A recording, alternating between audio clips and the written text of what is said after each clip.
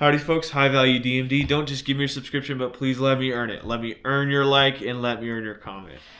The United States of America is the greatest country in the world, and it's not even close. Let me explain. Have you noticed something in the news lately relating to incumbent President Donald J. Trump?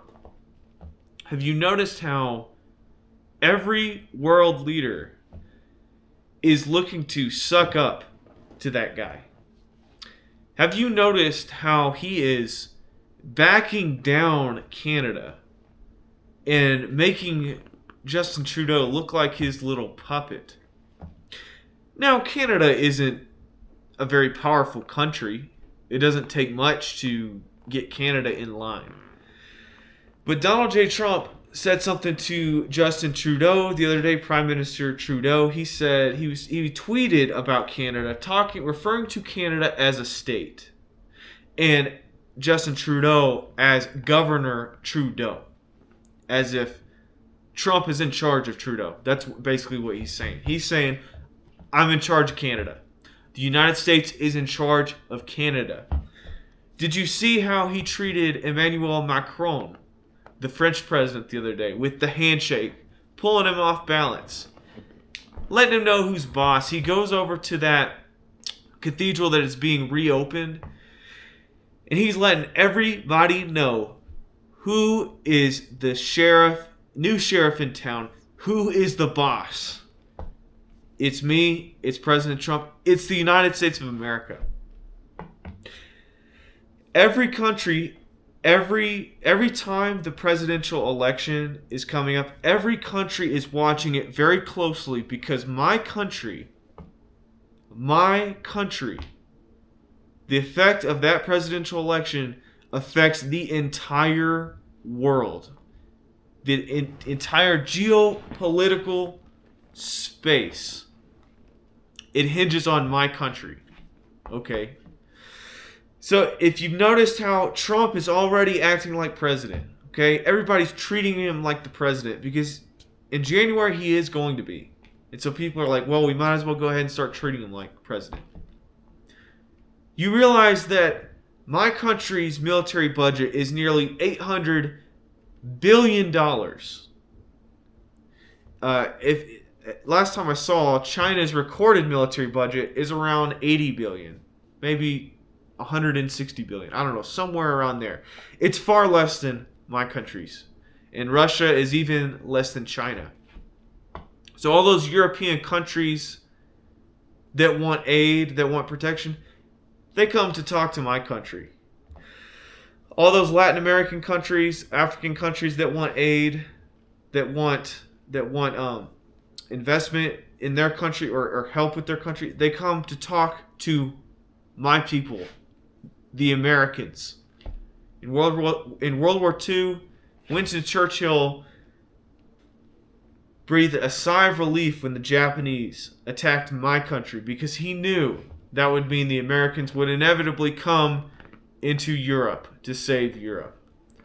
My country saved Europe, and my country rebuilt Europe. My country today protects Europe and protects Asia as well.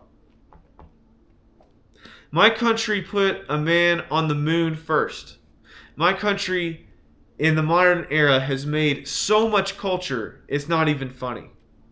Hollywood, there's nothing in the world that comes close to the movies and cinema that my country makes, like in Hollywood.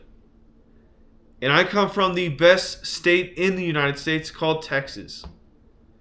And my state exudes even more jingoistic culture than the United States does.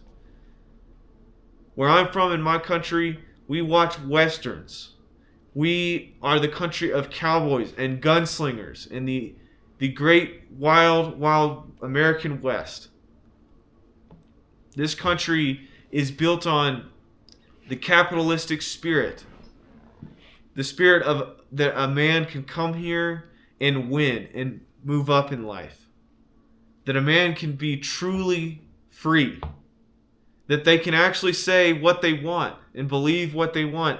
That they can own a firearm and protect themselves and their family, and they can put another person 6 feet under if they come to cause harm to them or their family. And they will be let go and patted on the back. In my country, you can do that. Depending on the state. Some of the states in my country, they don't quite, they've kind of lost their way as far as the American ethos. I was watching a show on Netflix, and I have a great interest in the Spanish language, and I try my best to learn it and stay sharp on it. In this show, these Spanish high schoolers, I don't know what part of Spain they're in, but they're basically in a very posh school where there's a lot of rich kids, and they're always talking about how they want to go on to very good colleges after this high school. And do you know what colleges are listed in this show or talked about in this show? They're schools where, you guessed it, in the United States. Other countries are obsessed with what my country has produced in culture, cinema, innovation, education. My country's the best. It's the best, and I'm proud of it, and I will continue saying that. You are more than welcome to be proud of your country and brag about your country, but this video is me bragging about mine. And now, a lot of my universities, the universities in my country that are supposed to be the elite universities, they're very liberal. Okay, they're very liberal. They've been co-opted by a lot of lefty, liberal, communist sympathizing individuals. However, they're still the best research institutions in the world. This TV show I'm watching talks about universities such as Yale, Harvard, talks about Columbia. These people are obsessed in this show. They're obsessed with New York. They're obsessed with everything that is bigger over here. It's like there is some type of thing that people see that aren't from here, and I can't quite appreciate it as much because I was born here and I've lived my whole life here. My family tree dates back to the American Revolution in this country. But people from the outside are looking at us, at the way that we live here. They look at our huge skyscrapers. They look at our premier universities in the world that have invented so many things. The Americans invented the internet.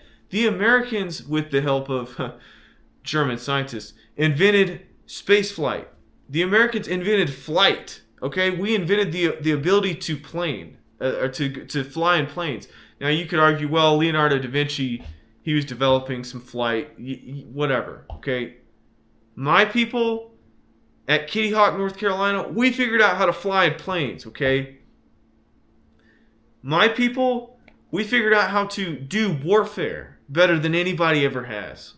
With the gentleman who his last name was Browning. He invented a lot of weapons and guns. Okay, like we do so many things well here, and there's a lot of people, detractors, that will say, well, you don't have universal health care. Oh, well, your K through 12 education isn't as good as some other schools, and oh, you have a lot of people in prison. Oh, you have a lot of shootings or whatever.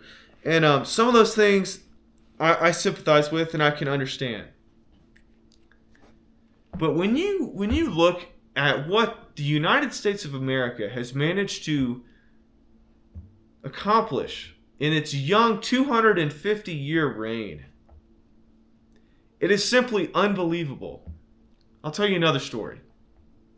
My brother-in-law, when he went to college, he studied abroad over in Edinburgh, Scotland. And he was set to room with a Frenchman. And when he arrived at the place he was going to stay, it turns out the Frenchman never showed. And I believe that happened because that Frenchman didn't like Americans. And I've heard that before. And there's a lot of countries, too, that also talk badly about people like me. Partly because Their country's era is long past. And don't get me wrong, France has a lot of steep and rich history that I respect. But their time has passed. Everything they did is in the past. All of the major conflicts and wars they fought are in the past. They are a superpower, but they do not rule the world like they once did. The French Republic, they ruled the world. Spain, they had the biggest navy in the world at one time, extremely powerful. And guess who toppled that country? Guess who put them in check? It was mine. By beating them and taking back the Philippines from them, by beating them in Cuba, the United States basically ended the Spanish Empire. And in fact, I learned in college in my Spanish literature classes, it was called the Gran Desastre, the Great Disaster. You look at the United Kingdom, how powerful they used to be. And look at them now. They've lost all of their territories and land. They've lost India. And they did great things. But there's a lot of those people that would talk badly about where I come from. You know why? They're jealous. They are jealous of where my country is and what we have accomplished. And it is so evident. It is so evident. I could go to a small country like the Netherlands or Denmark, and I'm sure that they would have choice words about Americans. I'm sure of that. I'm sure they could refer to us as stupid or overweight, which that's true. We have a problem with obesity and being overweight in my country. They could name off all of these negative things, but at the end of the day, if Estonia, if Latvia, if Poland, if the Czech Republic, which I've heard some great things about the Czech people, that they admire us very well. If France, if Denmark, if all of these countries get in a bind, who do you think they're going to be on the phone to call? It's going to be the Americans. And when we show up with our wonderful, beautiful $800 billion military budget to save their rear ends, and they see the stars and stripes flying, us flying that flag, they are going to breathe a sigh of relief, just like Winston Churchill once did in 1941. The United States is, in fact, without a doubt, no question about it, in 2024, the greatest country in the world. And Texas, by extension, is the greatest state in the United States, thus is the greatest state in the world. I said it. I won't take it back. I believe it 100%. I hope you enjoyed this video. I hope I earned your like. I hope I earned your comment. I hope I earned your subscription. Let me know what you think below. Where are you from? Are you one of my brothers or sisters living in Spain? I've been to Spain. I love that country. I hope to go back. Do you live in another country in Europe? Do you live in the United States? Do you agree? Do you disagree? Let me know what you think below. Until next time.